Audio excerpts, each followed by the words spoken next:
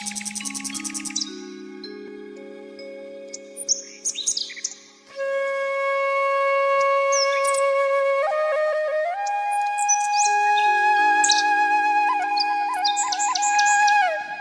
सिया राम मित्रों, आज के एपिसोड में मैं आपको भक्त शिरोमणि दन्ना जाट की कथा सुनाता हूँ।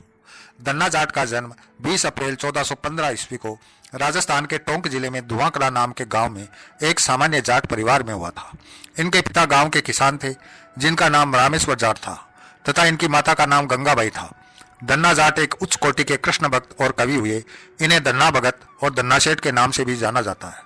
इनकी भक्ति का प्रताप ऐसा था कि स्वयं भगवान कृष्ण इनकी गायें चराने आते थे और इनके साथ भोजन पाते थे। एक दिन दन्ना जी के परिवार के कुल गुरु, जिनका नाम पंडित त्रिलोचन था, तीर्थ यात्रा करके लौटे और कुछ दिनों के लिए दन्ना जी के घर पर ठहरे। पंडित त्रिलोचन शालिग्राम भगवान की सेवा किया करते थे। वे बड़े भाव से शालिग्राम शिला की सेवा करते, पुष्प अर्पित करते और उन्हें भोग लगाने के बाद ही भोजन ग्रहण किया करते थे। बालक दन्ना पंडित जी को यह सब करते हुए देखता था। उसे भगवान की सेवा बहुत पसंद आई। कुछ दिन बाद जब पंडित जी जाने लगे तब बालक दन्ना पंडित जी के सामने शालिग्राम भगवान के लिए जिद करने लगा, मुझे ठाकुर जी चाहिए, मुझे ठाकुर जी चाहिए। परंतु पंडित जी अपने ठाकुर जी छोटे से बालक को कैसे दे सकते थे। दन्ना जी को उनके माता पिता ने बहुत समझाया परंतु दन्ना जी नहीं माने। अंत में लोगों ने पंडित जी से कहा कि अरे यह तो बच्चा है, इसे शालिग्राम जैसा कुछ और देकर बहला दो। अगले दिन पंडित जी नदी में स्नान करने गए। वहां से वे गोल मटोल थोड़ा बड़ा सा काले रंग का पत्थर ले आए। तब वे दन्ना जी के पास आकर बोले, मैं तुम्हें अपने ठाकुर जी दे दूंगा, लेकिन मेरे पास दो ठाकुर जी हैं, बड़े ठाकुर जी और छोटे ठाकुर जी। तुम्हें कौन से ठाकुर जी चाहिए? दन्ना जी ने झट से जवाब दिया, मुझे तो बड़े ठाकुर जी चाहिए। पंडित जी भी यही चाहते थे। तब पंडित जी ने दन्ना जी को वह बड़ा काला पत्थर बड़े ठाकुर जी बताकर दे दिया। अब ठाकुर जी को पाकर दन्ना जी बहुत प्रसन्न हो गए। वे बड़े भाव से उनकी सेवा करने लगे। दन्ना जी गायें चराने जाते तो ठाकुर जी को अपने साथ ले जाते। दन्ना जी की माँ उनको बाजरे की रोटी, साग, अचार और गुड़ खाने को दिया करती थी।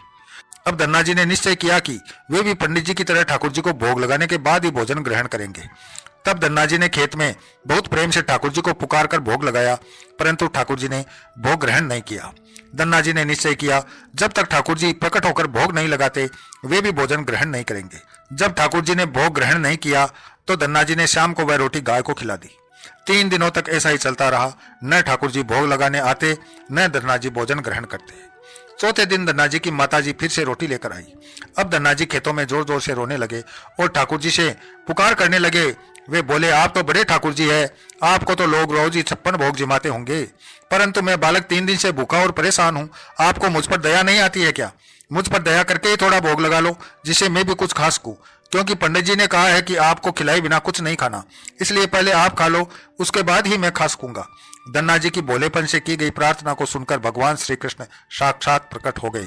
अपने ठाकुर जी को देखकर दन्ना जी बहुत प्रसन्न हो गए। उन्होंने ठाकुर जी को माँ की दी हुई बाजरे की रोटी, साग और गुड़ खाने को दिया। ठाकुर जी ने बड़े चाव से रोटी खाई। 4 रोटियों में से 2 रोटी ठाकुर जी ने खा ली। जब ठाकुर जी तीसरी रोटी को खाने लगे तब दन्ना जी ने उनका हाथ पकड़ लिया और कहा, सारी रोटियां आप ही खा जाएंगे क्या? मुझे भी तो भूख लगी है, मैंने तो 4 दिनों से कुछ भी नहीं खाया। 2 रोटी आपने खा ली, अब 2 रोटी मेरे लिए छोड़ दो। उसके बाद ठाकुर जी मुस्कुराने लगे और बची हुई 2 रोटियां दन्ना जी ने खाई। अब तो यह उनका रोज का नियम हो गया। दन्ना जी जब गायें चराने जाते तो भोजन खेतों में जाकर ठाकुर जी के साथ ही करते। एक दिन ठाकुर जी ने दन्ना जी से कहा, तुम रोज मुझे रोटी खिलाते हो, मैं मुफ्त में रोटी नहीं खाना चाहता, इसलिए मैं तुम्हारा कोई काम कर दिया करूंगा। दन्ना जी ने कहा, मैं तो बालक हूँ, केवल गायें ही चराता हूँ, मैं आपको क्या काम बता सकता हूँ। तब ठाकुर जी ने कहा, मैं तुम्हारी गायें ही चरा दिया करूंगा। उस दिन के बाद से ठाकुर जी दन्ना की गायें चराने लगे। एक दिन दन्ना जी ने ठाकुर जी से पूछा, आप मुझे अपने हृदय से क्यों नहीं लगाते? तब ठाकुर जी ने कहा, मैं तुम्हें प्रत्यक्ष दर्शन तो देता हूँ, लेकिन पूरी तरह से मैं तब मिलता हूँ जब कोई सदगुरु जीव को अपना लेते हैं। अभी तक तुमने किसी गुरु की शरणागति ग्रहण नहीं की है, इसलिए मैं तुम्हें अपने हृदय से नहीं लगा सकता। तब दन्ना जी बोले, मैं तो जानता नहीं कि गुरु किसे कहते हैं, फिर मैं किसे अपना गुरु बनाऊं? ठाकुर जी बोले, काशी में जगत गुरु श्री रामानंदाचार्य मेरे ही स्वरूप में विराजमान है, तुम जाकर उनकी शरण ग्रहण करो। ठाकुर जी के कहे अनुसार दन्ना जी ने काशी जाकर श्री रामानंदाचार्य जी की शरणागति ग्रहण कर ली। उस समय दन्ना जी की आयु 15-16 वर्ष के आसपास थी। श्री रामानंदाचार्य जी ने दन्ना जी को अपने शिष्य के रूप में स्वीकार कर लिया और उन्हें आदेश दिया कि अब तुम अपने घर चले जाओ। दन्ना जी बोले, गुरुजी अब मैं घर नहीं जाना चाहता, तो आप मुझे घर जाने की आज्ञा क्यों दे रहे हैं? गुरुजी बोले, अगर तुम यहाँ रहकर भजन करोगे तो केवल तुम्हारा ही कल्याण होगा, लेकिन अगर तुम अपने घर जाकर खेती किसानी करते हुए, अपने माता पिता की सेवा करते हुए भजन करोगे तो तुम्हारे साथ कई जीवों का उद्धार हो जाएगा। गुरु जी के आदेश पर धन्ना जी घर लौट आए। इसके बाद जैसे ही धन्ना जी घर पहुंचे, ठाकुर जी ने उन्हें अपने हृदय से लगा लिया। इसके बाद धन्ना जी खूब संत सेवा करने लगे। जब भी उनके गांव में कोई साधु संत आते, धन्ना जी उन्हें अपने घर ले आते और बड़े प्रेम से उनकी सेवा करते, उन्हें भोजन खिलाते। संतों की सेवा करने के कारण अब उनके घर दूर दूर से साधु संत पधारने लगे। धन्ना जी उन सभी का बड़े प्रेम से सत्कार करते और उन सभी को भोजन खिलाते। एक दिन धन्ना जी के पिताजी ने धन्ना जी से कहा, देखो भाई, हम लोग गृहस्थ लोग हैं, यदि महीने में एक आध बार कोई साधु आ जाए तो हम उनकी सेवा भी कर दे और उन्हें भोजन भी करा दे, लेकिन तुम्हारी इन साधुओं से ऐसी दोस्ती हो गई है कि हर दूसरे तीसरे दिन कोई ना कोई साधु चला आता है और अपने साथ एक दो को और ले आता है। यह ठीक नहीं है। हम अपनी खेतीबाड़ी का काम करें या इन साधुओं की सेवा करें। तुम तो अभी बालक हो, कुछ कमाते हो नहीं, तुम्हारा पालन पोषण भी हम ही करते हैं और ऊपर से तुम साधुओं को बुला लाते हो। इस प्रकार इन टल्ले साधुओं की सेवा करना ठीक नहीं है। इसलिए एक बात कान खोल कर सुन लो, आज के बाद यदि तुम किसी साधु को घर लेकर आए तो मैं उन्हें घर में नहीं घुसने दूंगा। तुम्हें यदि साधु सेवा करनी है तो पहले कुछ कमाई करो, फिर अपनी कमाई से साधु सेवा करना। पिताजी की बात सुनकर धन्ना जी उदास हो गए और चुपचाप खड़े हो गए। तब पिताजी ने धन्ना जी को डांटते हुए कहा, आज के बाद किसी साधु को घर लेकर मत आना और जाओ खेतों में बीज लेकर जाओ। खेत तैयार है, बोरी में बीज रखा है, इसे बैलगाड़ी में ले जाओ और खेत में बो दो। धन्ना जी ने बैलगाड़ी में बीज रख लिया और खेत में बोने चल दिए। धन्ना जी थोड़ी ही दूर चले थे कि उन्हें मार्ग में 5-6 साधु संतों की टोली आती दिखाई दी। धन्ना जी ने बैलगाड़ी से उतरकर उन्हें साष्टांग प्रणाम किया। संतों ने धन्ना जी को आशीर्वाद दिया और पूछा, बेटा, इस गांव में धन्ना जी का घर कौन सा है? सुना है वे जगत गुरु श्री रामानंदाचार्य जी के शिष्य हैं और बहुत छोटी उम्र में ही उन्होंने भगवान का दर्शन प्राप्त कर लिया है। हम भी उनका दर्शन करना चाहते हैं। यह सुनकर धन्ना जी संकोच में पड़ गए और वे हाथ जोड़कर बड़ी विनम्रता से बोले, महाराज, मुझे ही लोग धन्ना भगत कहते हैं। संत बोले, भगवान ने बड़ी कृपा की, हम जिनसे मिलने आए थे वे यहीं मिल गए। निश्चित ही आप ऐसे ही भक्त है जैसा आपके विषय में सुना था। कितनी विनम्रता है आप में। चलिए आपके घर चलते हैं, वहीं बैठकर आपसे चर्चा करेंगे। धन्ना जी ने सोचा, अभी पिताजी ने साधुओं को घर लाने के लिए मना किया है। यदि मैं खेतों में बीज बोने के बजाय इन साधु संतों को घर ले गया तो पिताजी आसमान सिर पर उठा लेंगे और इन साधुओं को भी भगा देंगे। तब धन्ना जी कुछ विचार करके बोले, महाराज, अभी घर पर कोई नहीं है, मैं भी खेतों की तरफ जा रहा हूँ, आप भी मेरे साथ वहीं चलिए। संत बोले, ठीक है, हमें तो आपसे मिलना है, अब आप जहां ले जाएंगे हम वहीं चलेंगे। फिर धन्ना जी उन सभी को अपने खेत में ले गए। खेत में एक पेड़ के नीचे एक चबूतरा बना हुआ था, वहां पर साधुओं को बिठा दिया और कहा, महाराज, आप यहीं पर कुछ देर विश्राम कीजिए, तब तक मैं आपके भोजन की व्यवस्था करता हूँ। यह कहकर धन्ना जी वहां से बैलगाड़ी लेकर गांव की तरफ वापस चले आए। बैलगाड़ी लेकर धन्ना जी सीधे बनिए की दुकान पर पहुंचे। वहां पर उन्होंने बैलगाड़ी में जो बीज रखा था खेतों में बोने के लिए, उसे बनिए को बेच दिया और उसे दाल बाटी और चूरमा बनाने का सारा सामान खरीद लिया। सामान लेकर धन्ना जी खेत पहुंचे। वहां पर उन्होंने संतों के साथ मिलकर बहुत बढ़िया दाल बाटी और चूरमे का प्रसाद बनाया। भगवान को प्रसाद का भोग लगाने के बाद बड़े प्रेम से उन्होंने संतों को भोजन करवाया। इसी बीच भगवत चर्चा भी होती रही। संतों को भोजन करवाने के बाद बड़े प्रेम से विदा किया।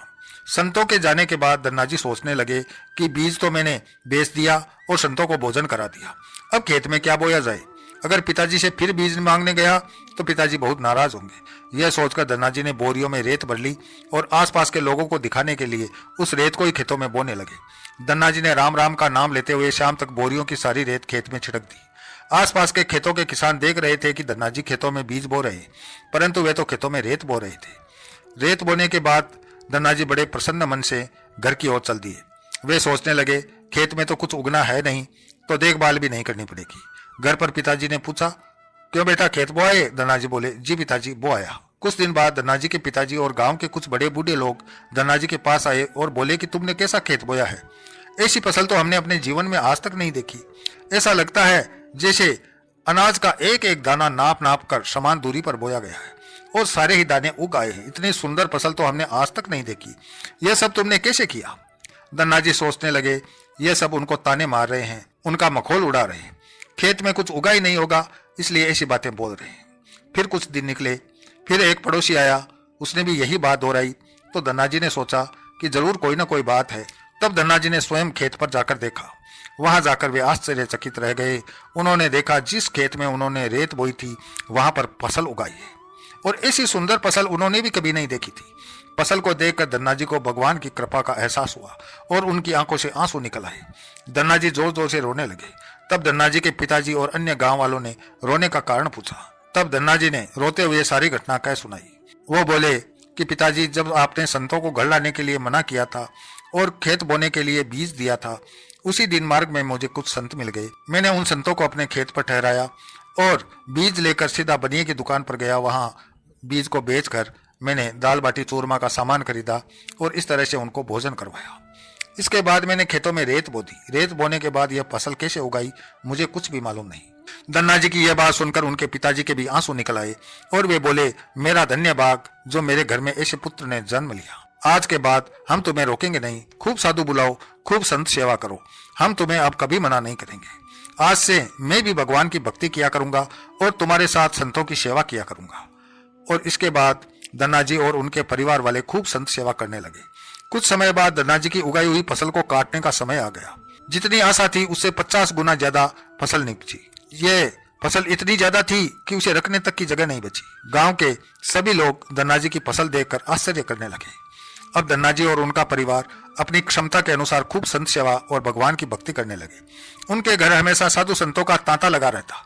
साधु संतों की बड़ी बड़ी जमातें आती। धन्ना जी बड़े प्रेम से उन सभी का सत्कार करते। अब धन्ना जी जब भी खेतों में फसल बोते, हर बार ऐसी फसल होने लगी। अब धन्ना जी अपने गांव के बड़े किसान बन गए। गांव के सभी लोग धन्ना जी को चमत्कारी संत मानने लगे और उनके खेतों की मिट्टी को भी चमत्कारी मानने लगे। अब जिन लोगों के खेतों में पर्याप्त फसल नहीं होती थी, वे लोग धन्ना जी के खेतों की मिट्टी ले जाकर अपने खेतों में छिड़क देते, जिससे उनकी फसल भी अच्छी होने लगी। चारों तरफ धन्ना जी की जय जयकार होने लगी। एक बार भगवान ने धन्ना जी की परीक्षा लेनी चाहिए। उनके गांव में अकाल पड़ गया। धन्ना जी बड़े किसान थे, उनके पास बहुत खेती थी और अन्न के भंडार भरे थे। अकाल के कारण उनके गांव और आसपास के क्षेत्रों के ब्राह्मण, संत, गरीब और जरूरतमंद धन्ना जी के पास मदद की उम्मीद से आने लगे। वे भी उन्हें दोनों हाथों से भंडार लौटाने लगे। कभी कोई जरूरतमंद उनके घर से खाली हाथ नहीं लौटा। धीरे धीरे उनका अन्न भंडार समाप्त होने लगा, परंतु धन्ना जी ने निश्चय किया, जब तक उनका सामर्थ्य है वे किसी भी जरूरतमंद को निराश नहीं करेंगे। अपना सब कुछ बेचकर भी वे लोगों की मदद करेंगे। धन्ना जी की संत सेवा से प्रसन्न होकर एक दिन उनके पास संत के वेश में स्वयं ठाकुर जी आ गए। संत ने उन्हें तुम्बा के बीज दिए, जिनसे कमंडल बनता है, और कहा, धन्ना जी, इन बीजों को अपने खेतों में बो दो और जब इनकी फसल पक जाए तो उससे जो भी प्राप्त हो उसे लोगों की सेवा में खर्च करना। धन्ना जी ने ऐसा ही किया। संत की आज्ञा से उन्होंने तुम्बा के बीज खेतों में बो दिए। गांव के लोग कहने लगे, लगता है धन्ना जी पागल हो गए। ऐसे भीषण अकाल में कोई फसल बोता है, और वो भी तुम्बा की। इस कड़वे तुम्बा को तो पशु भी नहीं खाते। यह तो केवल कमंडल बनाने के काम आता है। ऐसी फसल यदि उग भी गई तो उसका क्या फायदा। परंतु धन्ना जी ने संत के कहे अनुसार अपने खेतों में तुम्बा के बीज बो दिए। कुछ दिन बाद तुम्बा फसल उग आई। सभी लोग आश्चर्य करने लगे कि ऐसी भीषण अकाल में बिना पानी के कोई फसल कैसे उग सकती है। कुछ ही दिनों में धन्ना जी का खेत हरा भरा हो गया। इस बीच धन्ना जी जरूरतमंदों की सेवा करते रहे। धन्ना जी ने अपना सारा अन्न भंडार लुटा दिया। उनके घर में जो फसलों के बीज रखे थे वे भी उन्होंने संतों को भोजन के लिए दान कर दिए। अब उनके पास अपने परिवार के गुजारे लायक भी अन्न नहीं बचा था। गांव के लोग कहने लगे, बड़ा मूर्ख है जो सारा अन्न लुटा दिया, अपने परिवार के लिए भी कुछ नहीं रखा, और इसने फसल भी बोई तो तुम्बा की, जिसे खा भी नहीं सकते। धन्ना जी को लोगों की बातों से कोई फर्क नहीं पड़ा। वे तो भगवान का नाम लेते रहते और लोगों की मदद करते रहते। एक दिन ऐसा आया जब धन्ना जी के खेतों में लगी फसल पक गई। उनके खेत में बड़े बड़े तुम्बा के फल दिख रहे थे। धन्ना जी ने सोचा, अब दान करने को तो कुछ है नहीं, अब इन तुम्बा से कमंडल बनाकर संतों को दिया करेंगे। धन्ना जी खेतों में लगे सभी तुम्बा के फल तोड़कर घर ले आए। घर लाकर जैसे उन्होंने एक तुम्बा को कमंडल बनाने के लिए काटा, उन्होंने देखा वह तुम्बा हीरे, मोती, जवाहरात और कीमती रत्नों से भरा हुआ था। तुम्बा को कीमती रत्नों से भरा देखकर वे आश्चर्यचकित रह गए। उनके पास तो तुम्बा की पूरी फसल थी। उन्होंने देखा सभी तुम्बों में ऐसे कीमती रत्न भरे हुए थे। अब उनके पास इतने कीमती रत्न और जवाहरात हो गए थे जितने किसी राजा के पास भी शायद ही हो। इस चमत्कार को देखने के बाद धन्ना जी को उन संत की याद आई जिन्होंने उन्हें तुम्बा के बीज दिए थे। उन संत ने कहा था कि इस फसल से जो भी प्राप्त हो उससे लोगों की सेवा करना। अब धन्ना जी उस धन से लोगों की सेवा करने लगे। वे फिर से दोनों हाथों से लोगों की मदद करने लगे। उस समय वह अकाल कई वर्षों तक चला। उनके घर में लंगर चलता था और आसपास के गांव के लोग भोजन करने के लिए उनके घर आया करते थे। धन्ना जी ने अपने जीवन काल में कई मंदिर, बावड़ियां, तालाब और धर्मशालाएं भी बनवाई और हर तरह से साधु संतों और जरूरतमंद लोगों की सेवा की। लोग धन्ना जी को धन्ना सेठ कहकर बुलाने लगे। धन्ना जी जैसा धनी आज तक कोई नहीं हुआ। वे धन और मन दोनों के धनी थे। आज भी उनके ही नाम पर धनी लोगों को धन्ना सेठ की उपमा दी जाती है। तो मित्रों, इस तरह से धन्ना जी जो एक साधारण परिवार में जन्म लेते हैं और भक्त शिरोमणि बन जाते हैं। इसी के साथ मैं अपनी वाणी को विराम देता हूँ। अगले वीडियो में फिर मिलते हैं।